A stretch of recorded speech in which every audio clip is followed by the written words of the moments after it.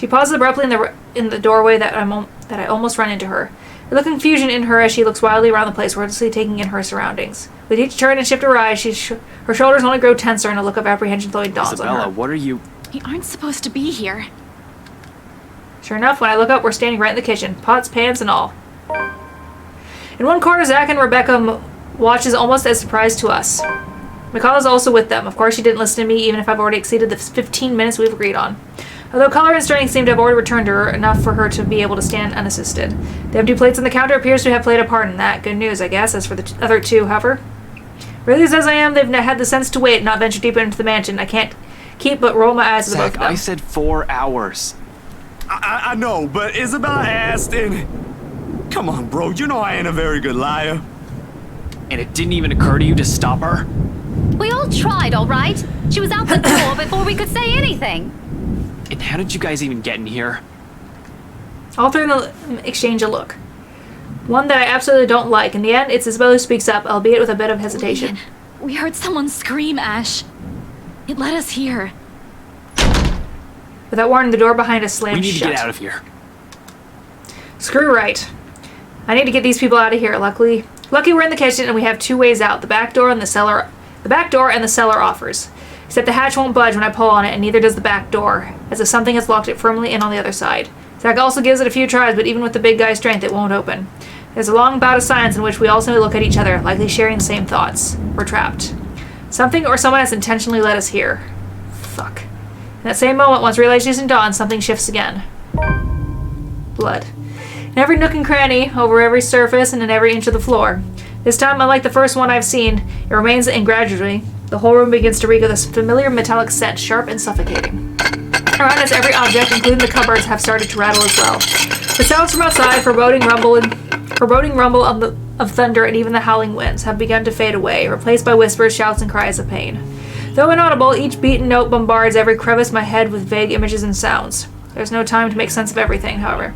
I'm already shouting, fueled purely by adrenaline, barking orders and making a break for the door that leads to the next room, the dining. It should take us straight to the foyer where the main door is. Run! Right in front of us, the mansion has started to change, and we're in the thick of it. However, instead of the dining room like it's supposed to be, the bedroom welcomes us instead. An image that lasts only but a second before blood begins to seep into the room. Filtering into the walls, trickling from every nook and cranny, everywhere, furniture shakes and every beam rattles. Excuse me. Before we can even step back from the horror gradually unfolding in front of us, the door slams shut. A loud thud bringing the sense of dread and chill creeping up in each of us. Along with it is another realization: the whole place is reordering itself. And with the door closed tight behind us, showing no signs of budging, even though sheer force, there's no choice but to go forward and hope to all gods that it'll lead us to an exit. Till then, running's the only thing we can do, spurred by nothing but fear and a sense of desperation to live. It's useless. But with each room we pass, it only becomes apparent that the house has no intention of letting us leave. It's lured us all here and we've fallen for it. Now it's playing a game with us, a sordid form of amusement. For whom? Their laughters are the only thing we can hear. With every hall we cross, the door we slide open, the hope of finding an exit merely dwindles. The gun in my hip is useless here. I am useless here. Some fucking genius I am. Some fucking person to trust I am. All of those, they mean nothing in the face of unknown. You finally figured it out. Huh, Ashton Frey. Just give it up. All of them will eventually die because of you. And you are going to die alone. Shut your fucking mouth. You know it's true, though. All of it. It's why all you can do is tell us to shut up. You can't even admit it to yourself. But no matter how hard you... The more gruesome the place turns, the bleaker our chances simply get. Wails and screams fill our ears as we pass by, words from a time and people long ago. And people long gone, laced with nothing but pure agony, calling out, reaching out to us. Their voice is almost too real, as if we're not the only ones trapped here. That there are others begging for release from this wretched place. Or maybe it's just a show, a taste of what we will eventually be. Souls forever held captive in a never-ending nightmare. Mother. I'm done, Mother. Take me with you, please. I can still hear her. She's here. Help me! Help me, please! Is this what the curse is? What it means for all of us? With a letter not a morbid cry for help but an invitation, a beckoning for us unsuspecting souls to be dragged into this place's horror, to be put under centuries and centuries of torment and agony. Suddenly dying a painful death seems preferable, enticing, than ending up here, living a tortured existence. Or perhaps it's all the same. Still, hope worms its way into me, not a usual thing for someone like me. But after going through countless doors and corridors, every little sign of hope I'm willing to cling to, as long as it gets us out of here. We're back in the dining room again. How long have we been running? How long since we've left the kitchen? At some point, I've lost track of time. With the windows barred tight and the sounds lifting in the air, nothing but shouts and shrieks, it's impossible to tell. Not that it matters when an end is in sight. Shelves and furnishings bar the door, each stained with blood and gore, that if the situation isn't as desperate as it is, I'll find a different way out. But there's still a gap left at the topmost part for a reason to go through, as long as you use the shelves to climb. It's an exit, all right. From here I can spy the familiar walls of the foyer. Relief. Only relief washes over me. Although my legs have been strained taut by all the running, and every bone and muscle in my body aches, there's only an easing. A sense of tension relieving while energy back flows through me again at the sight of the end. No sooner I'm leading us all out of it. Zach helped McCullough first, assisting her up and through the gap before giving a hand to both Rebecca and Isabella. The moment the ladies are in, I nod for him to go ahead. through. I'll watch your back. Surprisingly, he does without any protest, not that there's any need to. Sometime after entering this room, the whole place has calmed down. No wails, no whispers, just a silence too deafening. But I'm not letting my guard down until everyone's on the other side of this nightmare is safe. For all I know, this may be a calm before the storm. Without any incident, however, Zach makes it to the other side and I'm following after him. However odd this hush is, I turn my back from it and climb up. It's a tight fit, but I manage to squeeze myself in. The unease remains, though. Maybe it's the adrenaline still coursing through me or how easy everything has been after living through the nightmare, fleeting as it is. But for some reason, something's still nagging at me. Call it a detective instinct or my training or whatnot. I have a feeling something's going to happen and catch us unprepared. Unconsciously, before dropping down on the better side of the dream, my hands shift to the gun at my hip. Instincts has never failed me before. My feet haven't even landed firmly forward. Had I known there would be a party in my own home tonight, I would have opened a bloody bottle or two. People these days, in my own home, can you believe it? I feel so left out. A chill seeps into every vein in my body. All of a sudden, every ache, every pain returns to me tenfold, and my knees threaten to buckle at the sound of his voice. Though it appears friendly, I know it is anything but. One does not spend investigating a man like him for over a year holding a grudge against him from war without knowing everything about him.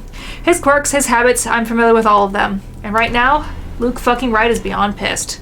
Shifting my gaze upwards is nearly too painful knowing the danger. Not to me, but to those who have been lured in here by the curse. The handgun catches my eye first, next to the smarmy smile on his face while he holds McCullough, Zach, Rebecca, and Isabella at gunpoint. It's a sight enough to lodge a painful thorn up in my throat. I've been too complacent, too focused on other things that I've completely set aside the fact this scumbag will not be too pleased to see us here without knowing our reasons. But even with those, good intentions,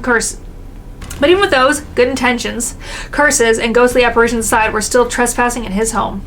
The question is if he's even aware that the whole of his household has somehow disappeared and he might be the only one here. Likely not. Fuck. Even with people he knows among the crowd, there's a significant effort in him not to simply shoot everyone in sight. And really, Daisy, even you, what would Kylie say?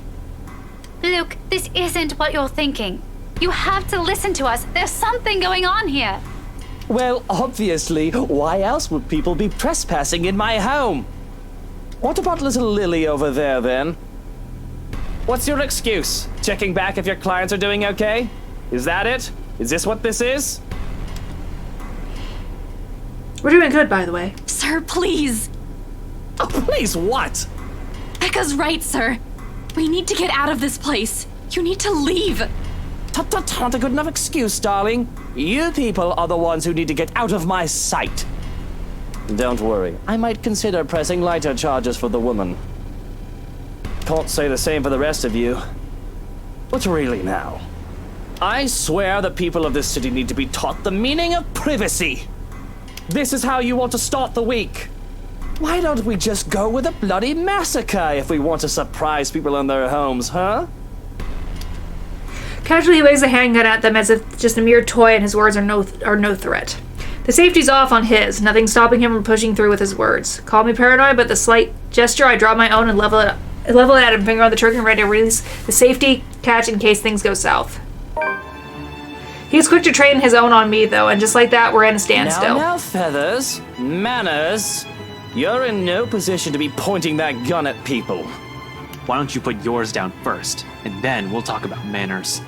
Oh, he talks back. The gall! You know, your kind pisses me off so much. Shooting him right now will be so worth it, with the way he stares at me like I'm a damn pest, but this isn't what I've come here for. I'm not a murderer, as much as I loathe him. I'm not the kind who will kill people in cold blood for my own gain or amusement. The law will bring him what he deserves one of these days. At the moment, however, we're all in the same boat with this curse, and he needs to understand that. The longer we stand here, the more time we're wasting and losing something we don't have much of. But how can I convince him? The scum is so full of himself, prefers to hear the sound of his own voice more than those of the people around him, no matter how much sense they make. Probably the only way I can make him listen is if I beg. No way in hell that's happening. Maybe I should eliminate the immediate danger first and disarm him. I don't feel like that's gonna go well.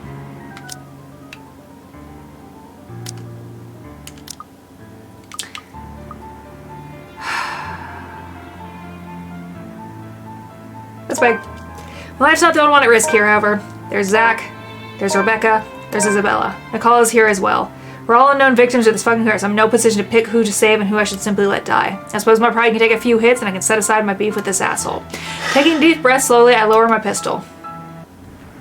Though still on the edge and at ready in case he does something, I do my best to assume a less aggressive stance. Listen, right. I need you to... You broke into my house, and somehow, you expect me to listen like a good little boy. Are you a bit touched in the head, Feathers? I'm not the one breaking laws here. Look here, fucker. If I wanted you dead, I could have done it so many times already. In fact, I can easily shoot you down right here, right now. And you won't be able to do a damn thing, even with that gun. Suddenly he laughs, almost howling it back, like we've just told him the best joke he's heard in his life. The only thing he's missing is for him to keel over and start rolling around the floor, all while I do my best not to sock him with the sorry end of my pistol. You have guts, Feathers. You have guts. Did you hear what you just told me? You've just threatened me inside my own house. My own home. You know what I'm thinking right now? In another lifetime, we would have probably gotten along well. He's right on that, at least. I might have ended up liking him if I didn't have Professor Andrew, Rebecca, Zach, and Isabella. One mistake and it would have been too late for me. With his laughter rings all those possibilities I could have lived, but have never been given the choice. All because I have other people with me, people who care. A sobering realization, but not so much when suddenly his chuckling stops. In 2 heartbeats, he marches towards me, grabs my collar, and aims his gun right at my head. Luke, no! Hey, now you two, I'm sure we can all talk about this first. At this distance, a slight flick of that finger on that trigger will be able to do more than kill me. What is it that you people really want with me? This is the second time this week, and I'm really getting weary of this little game. Did the NCA send you to apprehend me, or has somebody paid you off to kill me? Which one is it, Feathers? Mind you, my arm's getting tired. Better answer quick if you don't want to beat the business end of this gun. I get my eyes trained on him in spite of this huge threat he poses right now, because if there's anything people like him, like us, prefer, it's honesty.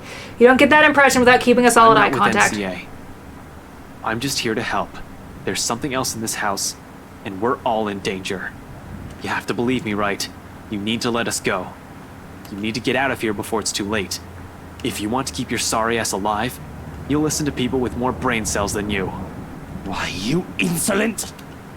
His finger moves, but I'm prepared, my hand ready to reach out, disarm him, and knock him out. If I have to drag him out of this place unconscious to keep him from suffering the fates of every other person who has died from this curse, so be it. However, before either of us can fire a shot or tackle the other to the ground, another voice echoes through the foyer. A small thing compared to the storm raging outside, it rings above it, nevertheless, causing us all to stop and turn. At the top of the stairs, Hannah Wright stands. To make matters worse, the thing's behind her, menacing, a rotting hand wrapped firmly around her neck. She looks like death. Pale and shaky, eyes red with tears, we nearly don't hear her as she pleads. Help me. Please. Outside, another streak of lightning flashes and a cloud of thunder ripples across the sky.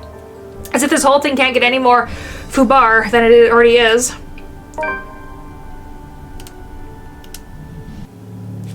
Oh, fucking A, finally. Okay. I gotta stop though. All right, we're getting somewhere. We're getting somewhere good. So I think, okay, so we're probably gonna end after this chapter is my guess. But okay, we're getting somewhere. We're getting somewhere good now. I'm happy. All right, I gotta go because I'm done. I'm done for right now.